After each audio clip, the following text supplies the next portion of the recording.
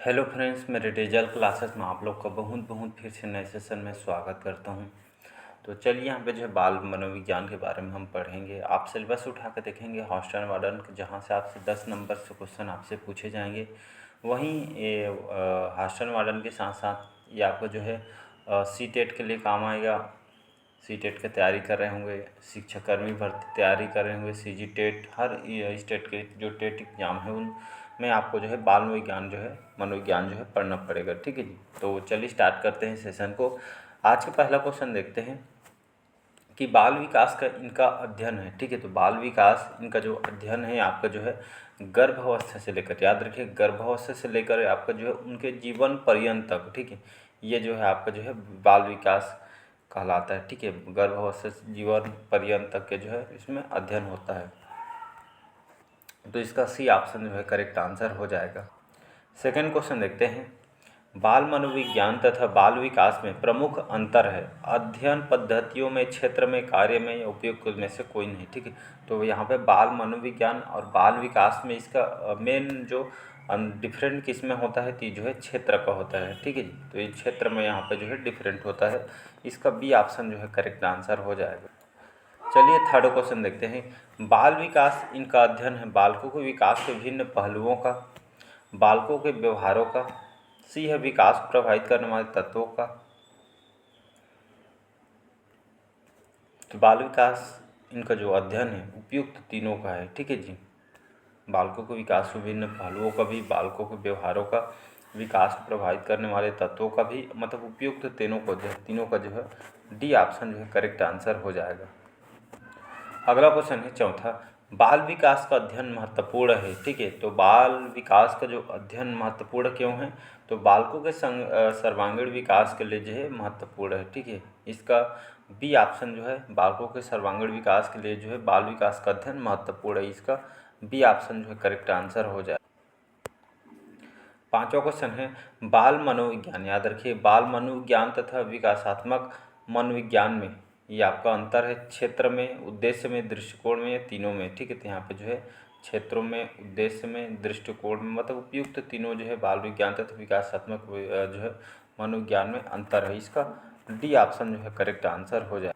छठा क्वेश्चन देखते हैं, वृद्धि। ठीक है, वृद्धि का अर्थ है, तो ये आपका ये ऑप्शन आंतरिक और बाह्य अंगों का जो वर्णन होते हैं इसी को जो है वृद्धि बोलते हैं। ठीक है जी, तो इसका अर्थ भी आपको जो है पता होना चाहिए। ये ऑप्शन जो है करेक्ट आंसर हो जाएगा।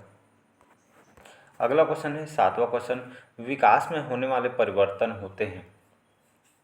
तो विकास में होने वाले परिवर्तन ये जो है रचनात्मक और विनाशात्मक। ठीक है, ये जो है ये ऑप्शन, ठीक है, विकास में होने वाले परिवर्तन रचनात्मक भी होते हैं और विनाशात्मक होते हैं। इसका ये ऑप्शन जो है करेक्ट आंसर हो जाएगा। नेक्स्ट क्वेश्चन देखते हैं, विकास का क्षेत्र है शारीरिक, मानसिक, सामाजिक, ये तीनों। तो विकास के क्षेत्र शारीरिक, मानसिक और सामाजिक, ये तीनों जो है इसके अंतर्गत आते हैं। तो इसका डी ऑप्शन जो है करेक्ट आंसर हो जाएगा। नेक्स्ट क्वेश्चन देखते हैं, हरलाख के अनुसार शैशवावस्था है। ये क्वेश्चन आया हुआ है कई बार। ठीक है, तो मनोवैज्ञानिक जो हरलाख है इनके अनुसार शैशवावस्था, जो शैशवावस्था होता है, जो एज होता है जन्म से 2 सप्ताह तक, याद रखिए, जो जन्म से 2 सप्ताह तक जो है ये जो है शैशवावस्था कहलाती है। तो इसका बी ऑप्शन जो करेक्ट आंसर हो जाएगा। चलिए अगला क्वेश्चन है, विकास की प्रक्रिया के मुख्य रूप है आकार व अनुपात में परिवर्तन, पुरानी रूपरेखा में परिवर्तन, नए गुणों की प्राप्ति या उपयुक्त तीनों। तो विकास की प्रक्रिया का जो मुख्य रूप, ये उपयुक्त तीनों है। ठीक है, आकार व जो अनुपात में परिवर्तन, पुरानी रूपरेखा में परिवर्तन, नए गुणों की जो प्राप्ति, मतलब उपयुक्त तीनों जो विकास की प्रक्रिया के मुख्य रूप है। ठीक है, डी ऑप्शन जो है करेक्ट आंसर हो जाए। 11वां क्वेश्चन है, शैशवावस्था में समायोजन की अवस्था भी इसको कहते हैं। ठीक है, तो शैशवावस्था इसको समायोजन की अवस्था भी इसको कहलाती है। ये ऑप्शन जो है करेक्ट आंसर हो जाएगा।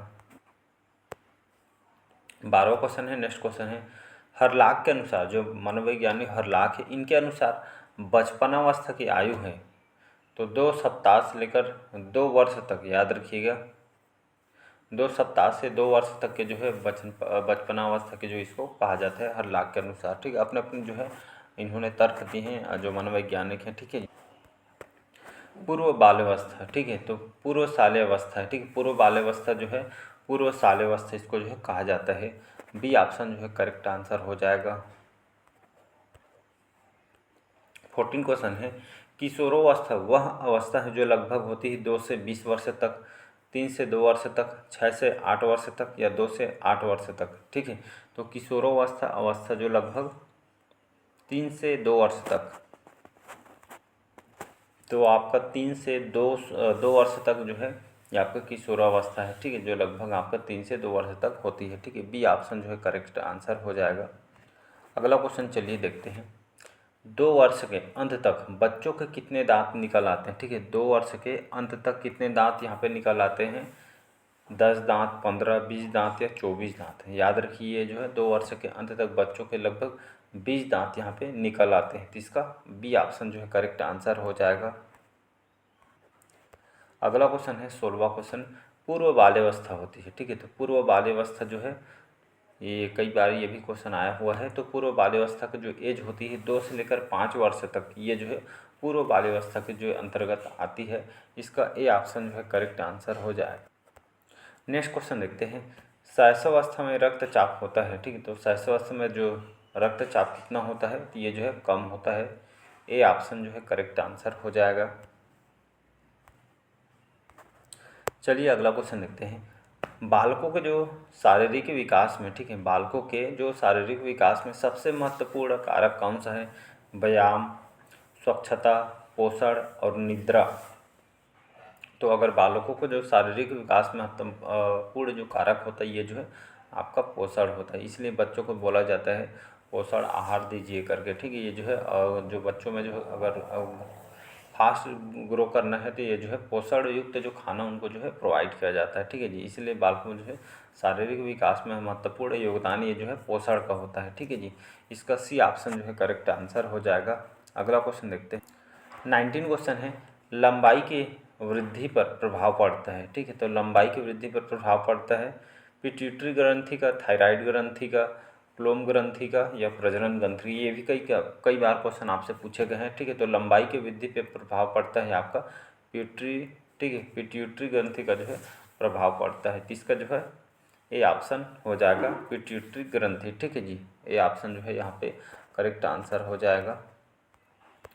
चलिए 20वां क्वेश्चन देखते हैं यहाँ पे, क्रियात्मक विकास, ठीक है जी। क्रियात्मक विकास का अर्थ है मांसपेशियों में नियंत्रण, मांसपेशियों में उचित संयोजन, मांसपेशियों का जो है एकीकरण या उपयुक्त सभी। तो क्रियात्मक विकास का अर्थ है यहाँ पे क्या हो जाएगा? उपयुक्त सभी, ठीक है। तो मांसपेशियों में जो नियंत्रण, मांसपेशियों उचित संयोजन और मांसपेशियों में जो एकीकरण, विकास विकास जो क्रियात्मक विकास का अर्थ यहाँ पे उपयुक्त सभी जो है करेक्ट आंसर हो जाएगा। अगला क्वेश्चन चलिए देखते हैं। 21 क्वेश्चन है, वस्त्र पहनने के कौशल में, वस्त्र पहनने कौशल में बालिकाएं जो है बालकों की तुलना में जल्दी निपुणता प्राप्त कर लेती, क्योंकि उनकी कलाई लचीली होने के कारण वे जो है मांसपेशी संयोजन आसानी से जो है कर लेती है। इसी कारण यहाँ पे वस्त्र पहनने के कौशल में बालिकाएं जो है बालकों की तुलना में जल्दी निपुणता प्राप्त कर लेती हैं, ठीक है। उनकी कलाई लचीली होने के कारण वे मांसपेशी संयोजन आसानी से कर लेती है। इसी का कारण यहाँ पे जो है मतलब बालक के जगह, ठीक है, जो बालिकाएं होती है जो है ये जो कौशल जो है जल्दी निपुणता प्राप्त कर लेती हैं। तो इसका ए ऑप्शन जो है करेक्ट आंसर हो जाएगा। नेक्स्ट क्वेश्चन देखते हैं। 22 क्वेश्चन है, 22वां क्वेश्चन है, बालकों में लिखने की क्रिया का विकास होता है 1 से 2 वर्ष की अवस्था में, 2 से 3 वर्ष में, 3 से 4 वर्ष में या 4 से 5 वर्ष में, ठीक है। तो यहाँ पे बालकों में लिखने की जो क्रिया जो स्लेट, ठीक है, जो स्लेट होता है इसमें जो है बालकों में लिखने के जो क्रियात्मक जो कार्य होता है, मान के चलिए इसका जो है 2 से 3 वर्ष के एज में, 2 से 3 वर्ष के एज में जो है ये जो है क्रियात्मक जो है विकास होता है बालकों में लिखने की जो शैली होती है 2 से 3 वर्ष में जो है होती है। अगला क्वेश्चन चलिए देखते हैं। 23 क्वेश्चन है, कितने माह का जो बालक बिना सहारे आसानी से बैठ सकता है, ठीक है। तो कितने माह मतलब कितने महीने का जो बच्चा होता है बिना सहारे, बिना पकड़े जो है आसानी से बैठ सकता है? 6 माह, 7 माह, 8 माह या 9 माह, ठीक है। तो लगभग 7 महीने का जो बच्चा होता है, ठीक है, तो 7 महीने का जो बच्चा होता है, जो बालक होता है, बिना सहारे आसानी से जो है बैठ सकता है। ठीक है, ये जो है 7 महीने के जो है बच्चे में जो है बिना सहारे आसन बैठने की क्षमता हो जाती है। ठीक है, इसका डी ऑप्शन जो है करेक्ट आंसर हो जाएगा। चलिए 24 क्वेश्चन है, सूक्ष्म क्रियात्मक कौशलों के अंतर्गत आते हैं। तो सूक्ष्म क्रियात्मक कौशल के अंतर्गत आते हैं पकड़ना, लिखना, चित्र बनाना, ये डी है ये सभी। ठीक है, ये सभी इसका जो है करेक्ट आंसर हो जाएगा। पकड़ना, लिखना, चित्र बनाना, ये सूक्ष्म क्रियात्मक कौशलों के अंतर्गत आते हैं, तो इसका डी ये सभी जो है करेक्ट आंसर हो जाएगा। अगला क्वेश्चन है 25, संवेगों के नियंत्रण की विधि। संवेगों के नियंत्रण की जो विधि, स्वतंत्र अभिव्यक्ति, जो फ्री एक्सप्रेशन का जो प्रतिपादन किसने किया था? रूसो के द्वारा, मोंटेसरी के द्वारा, ए एवं बी दोनों या तीनों में से कोई नहीं। तो यहाँ पे जो है करेक्ट आंसर हो जाएगा यहाँ पे सी ऑप्शन, ए और बी मतलब दोनों करेक्ट आंसर हो जाएगा। तो संवेगों के नियंत्रण विधि जिसको स्वतंत्र अभिव्यक्ति बोलते हैं, फ्री एक्सप्रेशन जो है, ये इसका जो नियम का जो प्रतिपादन किया था मनोवैज्ञानिक रूसो और जो है मनोवैज्ञानिक जो है मॉन्टेसरी, इन दोनों के द्वारा इसका जो है प्रतिपादन किया गया था। तो इसका ए और बी दोनों करेक्ट आंसर हो जाएगा। लास्ट क्वेश्चन देखते हैं, बालकों में ईर्ष्या की उत्पत्ति कितने वर्ष की जो अवस्था में होती है? 1 से लेकर 1.5 वर्ष, 1 से लेकर 2 वर्ष, 2 से 3 वर्ष, 3 से 4 वर्ष। कौन से एज में जो है मतलब बालकों में ईर्ष्या की उत्पत्ति कितने वर्ष की अवस्था में होती है? तो 1.5 से लेकर 2 वर्ष के एज में जो है ये जो है द्वेष भाव या ईर्ष्या की जो उत्पत्ति मतलब इतने एज में जो है ये बच्चों में ईर्ष्या अवस्था में देखने को मिलती है। ठीक है, तो चलिए आज के सेशन हम यहीं तक रखते हैं। ये आपके 25 इंपॉर्टेंट क्वेश्चन, यहाँ पे जितने भी क्वेश्चन कंटेंट तैयार होते हैं सभी आपके इंपॉर्टेंट होते हैं। ठीक है, तो चलिए मिलते हैं अगले पार्ट में। आज के सेशन यहीं तक रखते हैं। Thank you.